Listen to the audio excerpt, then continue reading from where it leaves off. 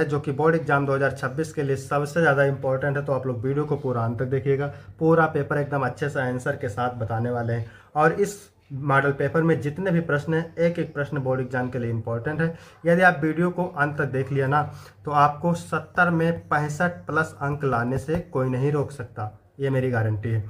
समय 3 घंटे 15 मिनट होता है और पूर्णांक होता है मेरे प्यारे बच्चों 70 का। यहाँ पर थोड़ा सा निर्देश देख लेते हैं। निर्देश में क्या है, सभी प्रश्न अनिवार्य हैं। इस प्रश्न पत्र के 2 खंड हैं, खंड आ और खंड बा, यानी पेपर 2 खंडों में होता है, खंड आ और खंड बा। खंड आ में 1 अंक के 20 बहुविकल्पीय प्रश्न होते हैं मेरे प्यारे बच्चों, जिनका उत्तर आपको OMR शीट पर भरना होता है, OMR शीट पर देना होता है गोला बना करके, ठीक है। और खंड बा जो होता है वो 50 अंक का वर्णनात्मक होता है, ठीक है, जिससे आपको कॉपी पे लिखना रहता है। तो सभी लोग वीडियो को कर देंगे लाइक, चैनल पर नए होंगे चैनल को सब्सक्राइब कर देंगे, शेयर कर देंगे। चलिए शुरू करते हैं। सबसे पहले खंड आ, इसमें बहुविकल्पीय प्रश्न है 20, ठीक है। तो सारे 20 जो बहुविकल्पीय प्रश्न है मोस्ट इंपॉर्टेंट है, तो आप लोग वीडियो को पूरा अंत तक देखिएगा। और आपको भी इंपॉर्टेंट जीवन परिचय और इंपॉर्टेंट निबंध भी बताने वाले हैं, कैसे आपको लिखना है ताकि आपको फुल अंक मिले। तो पहला क्वेश्चन है मेरे प्यारे बच्चों, शुक्ल युग के लेखक नहीं है। जयशंकर प्रसाद, प्रेमचंद, रामचंद्र शुक्ल, भारतेंद्र हरिश्चंद्र। तो जयशंकर प्रसाद, प्रेमचंद्र और रामचंद्र शुक्ल, ये तीनों शुक्ल युग के लेखक हैं। यहाँ पर पूछा है नहीं है, तो भारतेंद्र हरिश्चंद्र शुक्ल युग के लेखक नहीं है। भारतेंद्र हरिश्चंद्र भारतेंद्र युग के लेखक है मेरे प्यारे बच्चों, ठीक है। तो इसको ध्यान रखना है। इसके बाद अगला क्वेश्चन है, गुलाब राय द्वारा रचित आत्मकथा कौन सी है। मेरा जीवन प्रवाह, चिंतामणि, मेरी असफलताएं, ध्रुव स्वामिनी। तो यहाँ पर देखिए, मेरी असफलताएं आत्मकथा है किसकी, बाबू गुलाब राय की। मेरी असफलताएं आत्मकथा है बाबू गुलाब राय की, ठीक है, बाबू गुलाब राय की। तो सी ऑप्शन करेक्ट हो जाएगा। चिंतामणि निबंध है किसका, आचार्य रामचंद्र शुक्ल का, इसको ध्यान रखना, मोस्ट इंपॉर्टेंट है। ध्रुव स्वामिनी नाटक है मेरे प्यारे बच्चों जयशंकर प्रसाद का, ठीक है। ध्रुव स्वामिनी नाटक किसका है, जयशंकर प्रसाद का। और मेरा जीवन प्रवाह, ये मेरे प्यारे बच्चों वियोगी हरि की रचना है, किसकी है, वियोगी हरि की रचना है, ठीक है, इसको ध्यान रखना है। इसके बाद प्रश्न नंबर 3 है, हिंदी की प्रथम कहानी है, मोस्ट इंपॉर्टेंट है। हिंदी की प्रथम कहानी, गबन, इंदुमती, परीक्षा गुरु या नहुस। तो हिंदी की प्रथम कहानी है इंदुमती, बी ऑप्शन राइट हो जाएगा, ठीक है। हिंदी की प्रथम कहानी इंदुमती है। और इसके कहानीकार है मेरे प्यारे बच्चों, यानी लेखक हैं किशोरी लाल गोस्वामी। कौन है, किशोरी लाल गोस्वामी, किशोरी लाल गोस्वामी। इसके बाद है गबन। तो गबन उपन्यास है मेरे प्यारे बच्चों किसका, मुंशी प्रेमचंद का उपन्यास है, ठीक है। परीक्षा गुरु, परीक्षा गुरु ये भी उपन्यास है लाला श्रीनिवास का, लाला श्रीनिवास का। इसके बाद है नहुस। नहुस रचना जो है गोपाल चंद्र गिरधर दास की, किसकी है, गोपाल चंद्र गिरधर दास की। इसके बाद में हिंदी साहित्य का इतिहास के लेखक हैं, तो आचार्य रामचंद्र शुक्ल जो है हिंदी साहित्य के इतिहास के लेखक हैं, इसको ध्यान रखना है। इसके बाद है माटी हो गई सोना, संस्मरण के लेखक हैं कन्हैया लाल मिश्र प्रभाकर, ठीक है। कौन है, कन्हैया लाल मिश्र प्रभाकर, माटी हो गई सोना संस्मरण के लेखक हैं। 6 नंबर है, सूर सागर रचना है। तो सूर सागर, सूर सारावली, सूर सागर, सूर सारावली, साहित्य लहरी, ठीक है, साहित्य लहरी, ये किसकी रचना है, सूरदास की। सूर सागर, सूर सारावली और साहित्य लहरी, ये तीनों रचनाएं सूरदास की, तो इसको याद रखना है। इसके बाद 7 नंबर प्रश्न है, निम्नलिखित में से कौन सी कृति रीतिकालीन कवि देव की नहीं है। देखिए, भाव विलास है, रस विलास है, भवानी विलास है, जिसमें विलास लगा हुआ है, ठीक है। भाव विलास, रस विलास और भवानी विलास, ये तीनों रचनाएं देव की हैं। कवि प्रिया नहीं है। कवि प्रिया मेरे प्यारे बच्चों किसकी है, केशवदास की रचना है। कवि प्रिया केशवदास की रचना है, तो यही सही हो जाएगा। फिर है इसके बाद में गबन गोदान उपन्यास है मेरे प्यारे बच्चों, मुंशी प्रेमचंद का उपन्यास है गबन और गोदान। इसके बाद में 9 नंबर प्रश्न है, कवितावली रचना है। तो कवितावली, गीतावली, दोहावली है ना, ये सब गोस्वामी तुलसीदास की रचना है, इसको याद रखना है। इसके बाद 10 नंबर प्रश्न है, राम की शक्ति पूजा किसकी रचना है। तो राम की शक्ति पूजा मेरे प्यारे बच्चों सूर्यकांत त्रिपाठी निराला की रचना है, ठीक है, सूर्यकांत त्रिपाठी की निराला की रचना है। अब इसके बाद यहाँ शुरू होता है व्याकरण। 11 नंबर प्रश्न, हास्य रस का स्थायी भाव होता है, हास्य, रति, शोक या उत्साह। तो आपका ये क्वेश्चन बिल्कुल पक्का रहता है, ठीक है, जैसे हास्य और करुण रस, आपके सिलेबस में 2 है, हास्य रस है और करुण रस है मेरे प्यारे बच्चों, ठीक है, 2 है, तो यही कह पूछ लेता है। हास रस का स्थायी भाव हास हो जाता है, और करुण रस का स्थायी भाव मेरे प्यारे बच्चों हो जाता है शोक। करुण रस का स्थायी भाव शोक हो जाता है, और हास्य रस का स्थायी भाव हास, करुण रस का स्थायी भाव शोक। वीर रस का उत्साही भाव उत्साह हो जाता है, और श्रृंगार रस का स्थायी भाव रति हो जाता है। इसके बाद 12 नंबर प्रश्न है, उस काल मारे क्रोध के तन कांपने उनका लगा, मानो हवा के वेग से सोता हुआ सागर जगा। उपयुक्त रेखाचित्र पंक्ति में कौन सा अलंकार है? तो हम आपको इसकी ट्रिक बता देते हैं। जहां पर दिख जाए आपको जनु, जानो, मनु, मानो, जनहू, मनहू, ठीक है।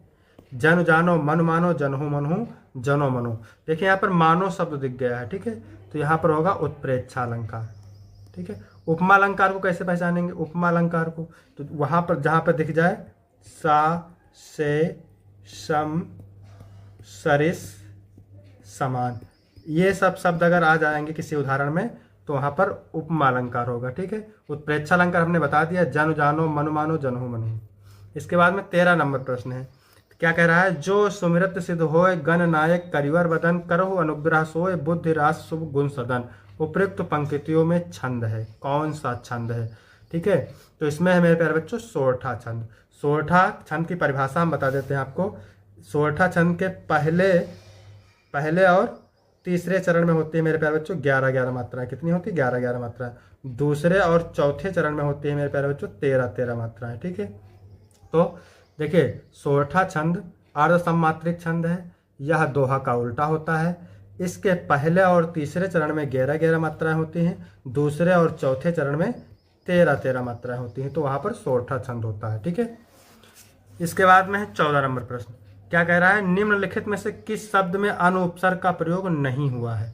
तो देखिए करण में अनु उपसर्ग लगा है, क्योंकि उपसर्ग जो होते हैं किसी शब्द के पहले लगते हैं, तो करण में अनु उपसर्ग लगा हुआ है, शासन में अनु लगा हुआ है, वाद में अनु उपसर्ग लगा हुआ है, ठीक है।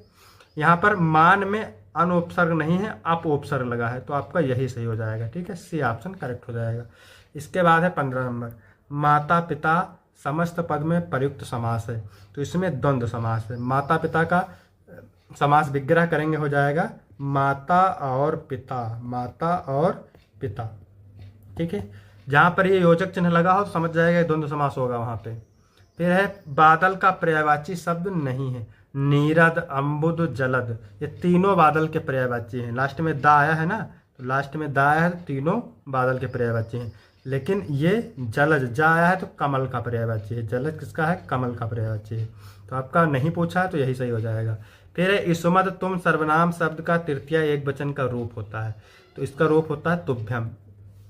इसके बाद 18 नंबर प्रश्न है, आंधी आई और हम भागने लगे। आंधी आई और हम भागने लगे, तो जब दो वाक्य किससे जुड़े हो? और से जुड़े हो, परंतु से जुड़े हो और इसलिए से जुड़े हो, इसको ध्यान रखना है। जब दो वाक्य और से जुड़े हो, परंतु से जुड़े हो, इसलिए से जुड़े हो, तो वहाँ पर होता है संयुक्त वाक्य।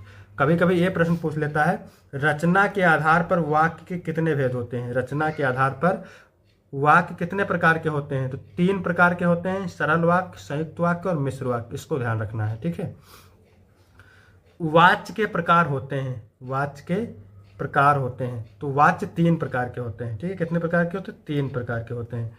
वाच्य 3 प्रकार के होते हैं, एक होता है कर्तृवाच्य, ठीक है, दूसरा होता है कर्मवाच्य, और तीसरा होता है भाववाच्य, तो इसको याद रखना है। वाच्य कितने प्रकार के होते हैं? 3 प्रकार के होते हैं। फिर 20 नंबर प्रश्न है, वह अचानक चला गया। वाक्य में प्रयुक्त तो अचानक पद का व्याकरणिक परिचय, यानी अचानक क्या है? संज्ञा है, सर्वनाम है, क्रिया विशेषण है, क्रिया है। तो देखिए वह अचानक चला गया, चला गया क्या है? क्रिया है। कैसे चला गया? अचानक चला गया, तो क्रिया की विशेषता है, यानी क्रिया विशेषण है, सी ऑप्शन करेक्ट हो जाएंगे। इसके बाद हम बात करेंगे खंडवा की, ठीक है। खंडवा 50 अंक का वर्णात्मक होता है, जिसका आंसर आपको कॉपी लिखना रहता है। और 21 नंबर प्रश्न है, क्या कह रहा है? निम्नलिखित में से किसी एक पद्यांश पर आधारित प्रश्नों के उत्तर दीजिए। तो ये मोस्ट इंपॉर्टेंट पैराग्राफ है, हर साल आपके बोर्ड एग्जाम में पूछा जाता है, तो इसको आपको बहुत ही अच्छे से अभी ट्रिक के माध्यम से बताते हैं कैसे आपको सॉल्व करना है। मेरे प्यारे बच्चों 6 अंक का होता है। गद्यांश के नीचे 3 प्रश्न रहते हैं 2-2 अंक के। तो सबसे पहले किसी भी गद्यांश को हल करने से पहले गद्यांश को पढ़ते हैं। यह कोई बात नहीं है कि एक स्वभाव और रुचि के लोगों में ही मित्रता हो सकती है। समाज में विभिन्नता देखकर लोग एक दूसरे की ओर आकर्षित होते हैं। जो गुण हम में नहीं, हम चाहते हैं कि कोई ऐसा मित्र मिल जाए जिसमें वे गुण हों। चिंताशील मनुष्य प्रफुल्ल चित्त का साथ ढूंढता है, निर्बल बलि का, धीर उत्साही का, उच्च आकांक्षा वाला चंद्रगुप्त युक्ति और उपाय के लिए चाणक्य का मुंह ताकता था। नीति विरासत अकबर मन बहलाने के बीरबल की ओर देखता था। तो पहला क्वेश्चन मेरे प्यारे बच्चों यही पूछता है, उपयुक्त गद्यांश का संदर्भ लिखिए। तो आपने पहला चैप्टर तो पढ़ा ही होगा, मित्रता, ठीक है। तो ये जो चैप्टर लिया गया है मित्रता से लिया गया है, गद्यांश कहाँ से लिया गया है, मित्रता पाठ से। तो पहला संदर्भ ही पूछता है लिखने के लिए। संदर्भ कैसे लिखना है जान लीजिए। प्रस्तुत गद्यांश हमारी पाठ्यपुस्तक हिंदी के मित्रता नामक पाठ से लिया गया है, जिसके लेखक आचार्य रामचंद्र शुक्ल हैं, ठीक है। इसके लिए आपको 2 अंक मिलेंगे, यहाँ से 2 अंक आपके पक्के हो जाएंगे। दूसरा क्वेश्चन यही पूछता है, गद्यांश के रेखांकित अंश की व्याख्या कीजिए। तो व्याख्या मेरे प्यारे बच्चों किसकी करना रहता है, जिसकी रेखा खींची हुई, देखिए रेखा खींची हुई है ना यहाँ पे, इसकी व्याख्या करना है। तो अगर आपको नहीं आता है इसकी व्याख्या तो आपको क्या करना है, मित्रता चैप्टर है तो मित्रता के बारे में लिख देना है, ठीक है। 4-6 लाइन आपको पूरा अंक मिल जाएगा, ठीक है। हम इसकी व्याख्या आपको बता देते हैं। लेखक कहते हैं कि मित्रता केवल उन 2 लोगों के बीच हो सकती है जो एक ही प्रकार का कार्य करते हो या एक ही रुचि रखते हो, आवश्यक नहीं है।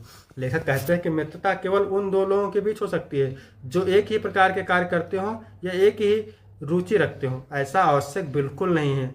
अलग अलग प्रकार के कार्य करने वाले और अलग अलग प्रकार की रुचि रखने वाले व्यक्तियों के बीच भी मित्रता हो सकती है।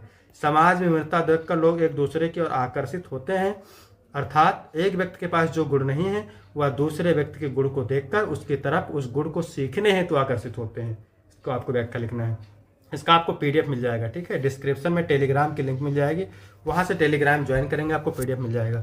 तीसरा प्रश्न है, लेखक के अनुसार समाज में विभिन्नता देखकर लोग एक दूसरे की ओर क्यों आकर्षित होते हैं। तो लेखक के अनुसार समाज में विभिन्नता देखकर लोग एक दूसरे की ओर इसलिए आकर्षित होते हैं कि वो चाहते हैं कि जो गुण हमारे पास नहीं है वह गुण दूसरों से सीख ले। आपने अभी पैराग्राफ में पढ़े थे, ठीक है, आपने अभी पैराग्राफ में पढ़े थे, ठीक है, यहाँ पे देख सकते हैं। तो क्या है उत्तर, लेखक के अनुसार समाज में विभिन्नता देखकर लोग एक दूसरे की ओर आकर्षित इसलिए होते हैं कि जो गुण उनके पास नहीं वह दूसरे व्यक्ति से सीख ले। अब मेरे प्यारे बच्चों यहाँ पर 2 अथवा करके पूछता है तो एक ही करना रहता है, ठीक है। तो इसको भी देख लेते हैं। ईर्ष्या का यही अनोखा वरदान है। जिस मनुष्य के हृदय में ईर्ष्या घर बना लेती है वह उन चीजों से आनंद नहीं उठाता जो उसके पास मौजूद है, बल्कि उन वस्तुओं से दुख उठाता है जो दूसरों के पास हैं। वह अपनी तुलना दूसरों के साथ करता है और इस तुलना में अपने पक्ष के सभी अभाव उसके हृदय पर दंश मारते रहते हैं। दंश के इस दाह को भोगना कोई अच्छी बात नहीं है, मगर ईर्ष्यालु मनुष्य करे भी तो क्या, आदत से लाचार होकर उसे यह वेदना भोगनी पड़ती है। तो पहला क्या पूछ रहा है, उपयुक्त गद्यांश का संदर्भ। पहला क्वेश्चन है उपयुक्त गद्यांश का संदर्भ लिखिए। तो मेरे प्यारे बच्चों हम बता देते हैं आपको, ये चैप्टर का नाम क्या है, पाठ का नाम है मेरे प्यारे बच्चों, पाठ का क्या नाम है, ईर्ष्या तू ना गई मेरे मन से। ईर्ष्या तू ना गई मेरे मन से। ईर्ष्या तू ना गई मेरे मन से। ईर्ष्या तू ना गई मेरे मन से, ठीक है। ईर्ष्या तू ना गई मेरे मन से। ईर्ष्या तू ना गई मेरे मन से, ये पाठ का नाम है।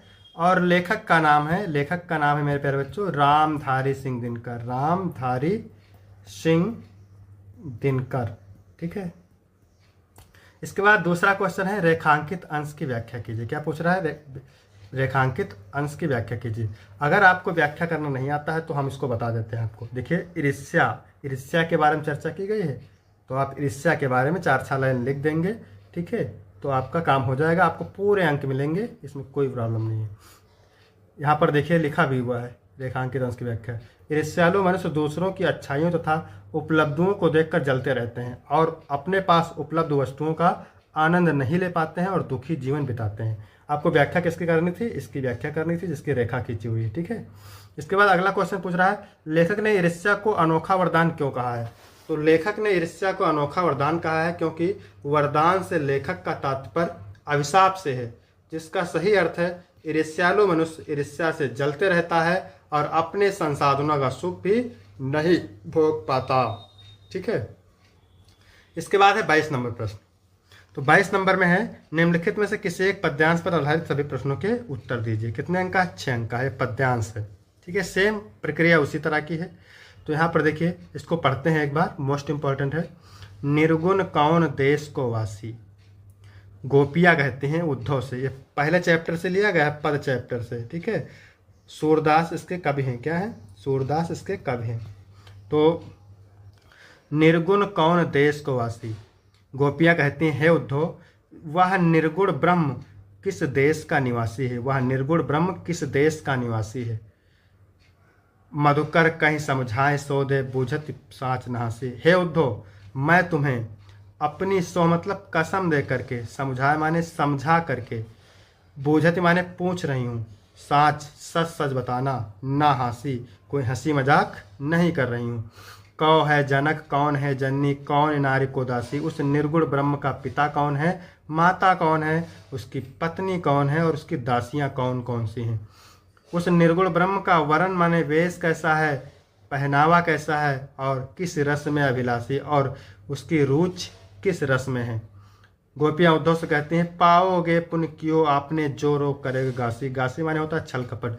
सही सही बात बताने में यदि जरा सा भी छल कपट करोगे तो पाओगे पुण्य क्यों आपने, तो अपने किए का फल अवश्य पाओगे।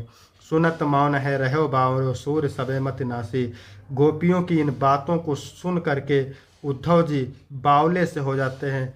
ऐसा लगता है मत नासी कि उनकी सारी बुद्धि समाप्त हो गई है, नष्ट हो गई है।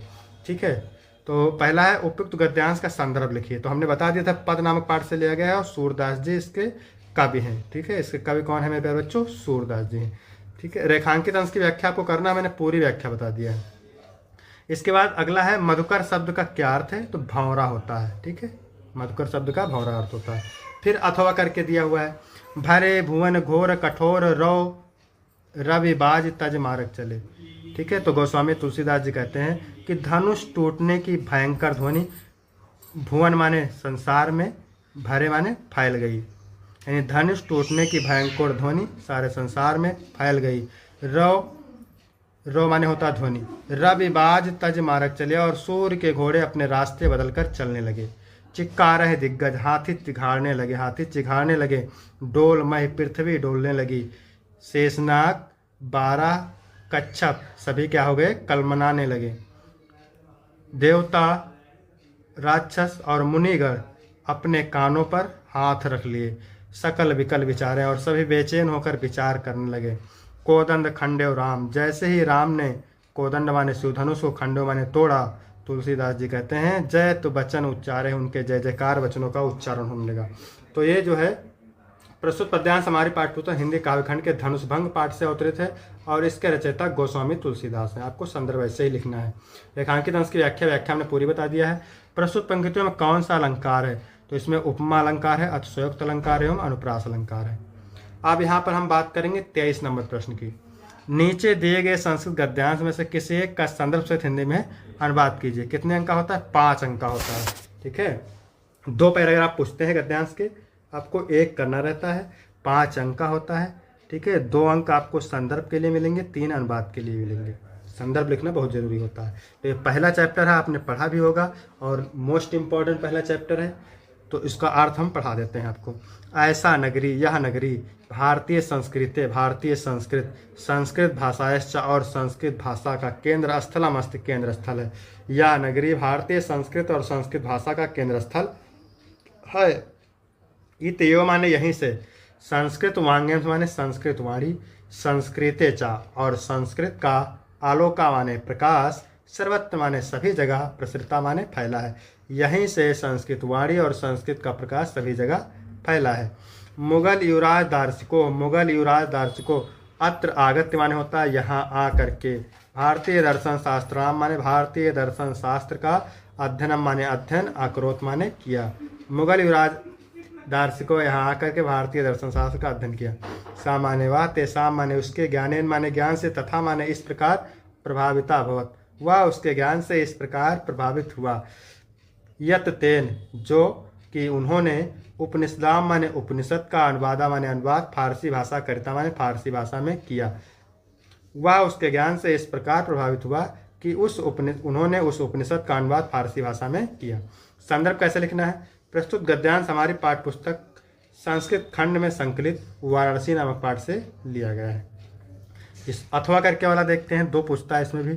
एकदा बहुआ, एक बार, बहुआ माने बहुत से, जना माने लोग, धूमयानम माने रेलगाड़ी पर, आरूह माने चढ़कर, नगरम माने नगर की, प्रति माने और, गच्छत समझा रहे थे। एक बार बहुत से लोग रेलगाड़ी पर चढ़कर नगर की ओर जा रहे थे। तेस माने उसमें, केचित माने कुछ, ग्रामीणा माने ग्रामीण, केचित और कुछ, नागरिका आसन, कुछ नागरिक बैठे हुए थे। उसमें कुछ ग्रामीण और कुछ नागरिक बैठे हुए थे। मौन स्थितेश माने चुप रहने पर, तेस माने उनमें से, एक नागरिका एक नागरिक, ग्रामीण माने ग्रामीण की, हंसी उड़ाते हुए, अकथित माने बोला। चुप रहने पर उसमें से एक नागरिक ग्रामीण से बोला। चुप रहने पर उसमें से एक नागरिक ग्रामीण से बोला। ग्रामीणा ग्रामीण। अद्यप माने आज भी, पूर्वत माने पहले की तरह, अशिक्षिता माने अशिक्षित हैं, अज्ञान चा संत और अज्ञानी हैं। ना तेसाम विकासा अभवत, ना उनका विकास हुआ है, ना चा भवित शक्नोत और ना ही भविष्य में होगा। तस्य तादर्शम जल्पनम श्रुत्वा, उसके इस प्रकार के जल्पनम माने वचनों को, श्रुत्वा माने सुन करके, कोई माने कोई, चतुरा माने चतुर, ग्रामीणा माने ग्रामीण, अब्रवीत माने बोला। भद्र नागरिक, भाई नागरिक। भवान एवं किंचित ब्रवीत, आप ही कुछ कहें। भवान माने होता आप, एवं माने ही, किंचित माने कुछ, ब्रवीत माने कहें, आप ही कुछ कहें। यतो ही भवान, क्योंकि आप, शिक्षिता माने शिक्षित हैं, बहुज्ञा चास्त और बहुत ज्ञानी है। ये चैप्टर मेरे प्यारे बच्चों लिया गया है प्रबुद्धो ग्रामीणा से, ठीक है, संस्कृत से, प्रबुद्धो ग्रामीणा से, ध्यान रखना इसको। इसके बाद 24 नंबर प्रश्न है, नीचे दिए गए संस्कृत पद्यांश में से किसी एक का संदर्भ से हिंदी में बात कीजिए। सेम, ठीक है, पद्यांश है, श्लोक 5 अंक का होता है। चलो इसका देखते हैं अर्थ। रे रे चातक सावधान मनसा मित्र क्षणम सुरता, हे चातक मित्र सावधान मन से क्षण भर के लिए सुनो। हे चातक मित्र सावधान मन से क्षण भर के लिए सुनो। अम्बोदा बहुओ ही संत, ठीक है, आकाश में, गगने माने आकाश में, बहु माने बहुत से, अम्बोदा माने बादल, संत माने हैं, यानी आकाश में बहुत सारे बादल रहते हैं। सर्वे अप्य नेता दिरसा, लेकिन सभी बरसते नहीं हैं। हे चातक मित्र सावधान मन से क्षण भर के लिए सुनो। आकाश में बहुत सारे बादल रहते हैं लेकिन सभी बरसते नहीं। केचित माने कुछ, वृष्टि माने वर्षा से, वसुधा माने पृथ्वी को, भिरादेंत माने भिगो देते हैं। कुछ बादल वर्षा से पृथ्वी को भिगो देते हैं। गर्जंत केचित वृथा, और कुछ व्यर्थ ही गरजते रहते हैं। यम यम पश्यस तस तस पुरतो माँ ब्रूहि दीनम बचा। यम यम पश्यस, इसलिए तुम, यम यम माने जिस जिसको, पश्यस माने देखो, तस तस माने उस के, पुरतो माने सामने, माँ ब्रूहि दीनम बचा, दीन वचन मत बोलो, ठीक है। ये लिया गया है अनियोक्त विलासा चैप्टर से। कहाँ से लिया गया है?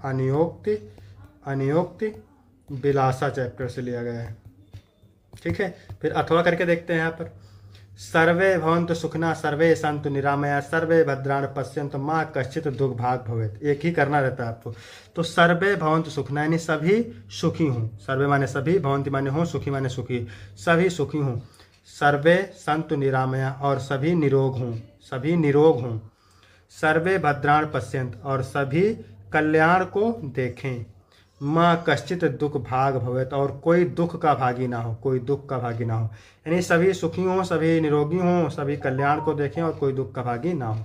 संदर्भ लिखेंगे प्रस्तुत संस्कृत गद्यांश हमारी पाठ्यपुस्तक, यहाँ पर रहेगा श्लोक, ठीक है। प्रस्तुत श्लोक हमारी पाठ्यपुस्तक संस्कृत खंड में संकलित भारतीय संस्कृत पाठ से लिया गया है। अब यहाँ पर हम बात करेंगे 25 नंबर प्रश्न। अपने पठित खंड काव्य के आधार पर निम्नलिखित प्रश्नों में से किसी एक प्रश्न का उत्तर दीजिए। देखिए यहाँ पर अलग अलग जिले के लिए अलग अलग खंड काव्य दिए हुए हैं। जैसे हम हैं उत्तर प्रदेश के बहराइच से, तो यहाँ चलता है मेवाड़ मुकुट। इसी तरह से अलग अलग जिले के अलग अलग खंड काव्य चलता है, तो इसको आप तैयार करेंगे। इसके बाद में है 26 नंबर प्रश्न। 26 में का नंबर, दिए गए लेखकों में से किसी एक लेखक का जीवन परिचय देते हुए उनके एक प्रमुख रचना का उल्लेख कीजिए। ये पूछा जाता है आपका 5 अंक का। डॉक्टर राजेंद्र प्रसाद, आचार्य रामचंद्र शुक्ल, जयशंकर प्रसाद, ये तीनों जीवन परिचय मोस्ट इम्पॉर्टेंट है, हर साल आपके एग्जाम में पूछे जाते हैं। तो आप इन तीनों को तैयार करेंगे, इनका वीडियो हम अलग से बना के दे देंगे आपको, ठीक है। यहाँ पर हम पढ़ने वाले हैं आचार्य रामचंद्र शुक्ल का, ये मोस्ट इम्पॉर्टेंट है। जैसे हम आपको बता रहे हैं वैसे यदि आप बोर्ड एग्जाम में लिखते हैं तो आपको बिल्कुल 5 अंक मिलने वाले हैं। तो आपको उत्तर नंबर डालना है, उत्तर नंबर 26 का दूसरा, यानी हम यहाँ पे क्या कर रहे हैं, दूसरा वाला कर रहे हैं। तो उत्तर नंबर 26 का दूसरा, ऐसे उत्तर नंबर डालना है। फिर हेडिंग डालना है आपको जीवन परिचय। आचार्य रामचंद्र शुक्ल का जन्म 1884 ईस्वी में बस्ती जिले के आगोना नामक ग्राम में हुआ था। आचार्य रामचंद्र शुक्ल का जन्म 1884 ईस्वी में बस्ती जिले के आगोना नामक ग्राम में हुआ था। यानी जो मेन पॉइंट है, जैसे 1884, बस्ती, आगोना, इनको हाईलाइट आप कर देंगे। इनके पिता का नाम चंद्रवली शुक्ल था। बालक रामचंद्र शुक्ल ने हाई स्कूल की परीक्षा मिर्जापुर जिले के मिशन स्कूल से उत्तीर्ण की। कहाँ से उत्तीर्ण की? मिर्जापुर जिले के मिशन स्कूल से। गणित में कमजोर होने के कारण इनकी शिक्षा आगे नहीं बढ़ सकी। इंटर की परीक्षा के लिए कायस्थ पाठशाला इलाहाबाद में इन्होंने प्रवेश लिया, किंतु अंतिम वर्ष की परीक्षा से पहले ही विद्यालय छूट गया। इन्होंने मिर्जापुर के न्यायालय में नौकरी कर ली, किंतु स्वभाव अनुकूल न होने के कारण छोड़ दी और मिर्जापुर के मिशन स्कूल में चित्रकला के अध्यापक हो गए। शुक्ल जी को बचपन से ही पढ़ाई लिखाई में लगन थी। उन्होंने घर पर हिंदी, अंग्रेजी, संस्कृत, उर्दू, फारसी आदि कई भाषाओं का अच्छा ज्ञान प्राप्त किया। साहित्य की सेवा करते हुए सन 1941 ईस्वी में हृदय गति रुक जाने के कारण उनकी मृत्यु हो गई।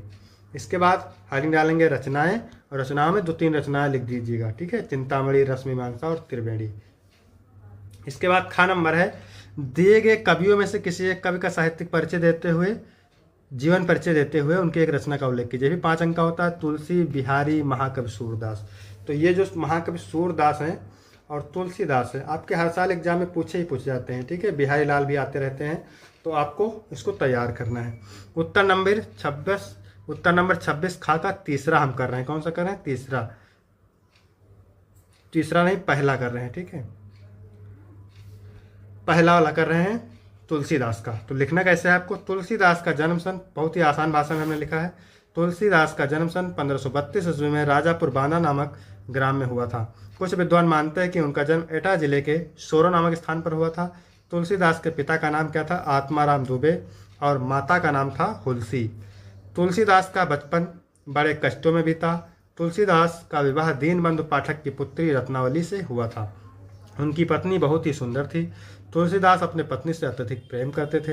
एक दिन उनकी पत्नी बिना बताए मायके चली गई, तब तुलसी भी आधी रात आंधी तूफान का सामना करते हुए उनके पीछे पीछे ससुराल आ पहुँचे। इस पर उनकी पत्नी ने उन्हें कहा, क्या कहा? लाज ना आई आपको दौरे आयु साथ। आपको शर्म नहीं आई, आप पीछे पीछे दौड़ते चले आए। पत्नी के इस फटकार से ने तुलसी को सांसारिक मोहमाया से विरक्त कर दिया। तुलसी ने प्रसिद्ध ग्रंथ रामचरितमानस की रचना की और 1623 ईस्वी में इनकी मृत्यु हो गई। रचनाओं में लिख देंगे 2-3 रचनाएं, रामचरितमानस, विनय पत्रिका, कवितावली, गीतावली। अब यहाँ पर 27 नंबर प्रश्न है। अपनी पाठ्य पुस्तक के संस्कृत खंड से कंठस्थ एक श्लोक लिखिए जो इस प्रश्न पत्र में नया हो। 2 नंबर का पूछा जाता है, आपको श्लोक याद करना है 2-3। 28 नंबर पूछा जाता है, अपने कॉलेज के प्रधानाचार्य प्रबंधक को लिपिक पद है तो आवेदन पत्र लिखिए। 4 अंक का पूछा जाता है। फिर 29 नंबर है, निम्नलिखित में से किन्हीं 2 प्रश्नों के उत्तर दीजिए। ये 2 अंक का पूछा जाता है। चंद्रशेखरा का आसित, चंद्रशेखरा देशभक्ता आसित, बीरा केन पूछते, बीरा बीरेन पूछते। वाराणसी नगरी कस्साय नद्या कूले से था, वाराणसी नगरी गंगाया है नद्या कूले से था। ज्ञान कुत्र संभव, ज्ञान सर्वत्र संभव। 2 अंक का है, 2 करना रहता है। फिर 30 नंबर है, निम्नलिखित में से किसी एक विषय पर निबंध लिखिए। 7 अंक का होता है। ये मोस्ट इंपॉर्टेंट निबंध मैंने लिखा है, तो इन सभी को आप तैयार करेंगे, आपके एग्जाम में 100% पूछे जाएंगे। आतंकवाद, कारण एवं निवारण, देश प्रेम, विज्ञान वरदान अभिशाप, विद्यार्थी जीवन में खेल का महत्व, जीवन में कंप्यूटर का महत्व। तो यहाँ तक वीडियो कंप्लीट होता है। वीडियो अच्छा लगा तो वीडियो को लाइक करेंगे, चैनल को सब्सक्राइब करेंगे। फिर मिलते हैं आपको अगले वीडियो में, तब तक के लिए जय हिंद, जय भारत।